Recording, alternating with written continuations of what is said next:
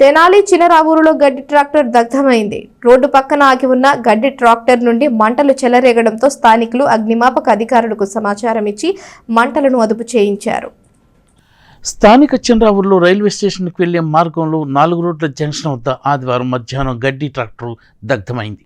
Road పక్కన నిలిపి ఉన్న ట్రాక్టర్ నుండి ఒక్కసారిగా మంటలు చెలరేగడంతో ట్రాక్టర్లోని ఎండు వరిగడ్డి తగలబడిపోయింది. గమనించిన స్థానికులు వెంటనే అగ్నిమాపక అధికారులకు సమాచారం ఇచ్చారు. ఘటనా స్థలానికి చేరుకున్న ఫైర్ ఆఫీసర్ కె కోటిరెడ్డి సిబ్బంది కలిసి మంటలను అదుపు చేశారు. ట్రాక్టర్లో మంటలు అంటుకుని తగలబడిపోతున్న గడ్డిని అగ్నిమాపక సిబ్బంది అతి కష్టం మీద అదుపు చేశారు. దీంతో గడ్డి దగ్ధం కాగా ట్రాక్టర్ మాత్రం అగ్నికి ఆహుతి కాకుండా కాపాడగలిగారు. అవినిగడ్డ నుండి గడ్డి లోడ్తో ట్రాక్టర్ తీసుకువచ్చి అన్లోడ్ చేసేందుకు రోడ్డు పక్కన నిలిపి ఉంచామని డ్రైవర్ చెప్పారు. ట్రాక్టర్ రన్నింగ్లో ఉండగా ఎక్కడో విద్యుత్ వైర్లు తగిలి నిప్పు రాజుకుని ఇక్కడికి వచ్చాక తగలబడి ఉంటుందని ఫైర్ అధికారి కోటిరెడ్డి ఈ సందర్భంగా తెలిపారు. ప్రమాదం జరిగిన వెంటనే సకాలంలో స్పందించిన అగ్నిమాపక అధికారులు సిబ్బందిని స్థానికులు అభినందించారు.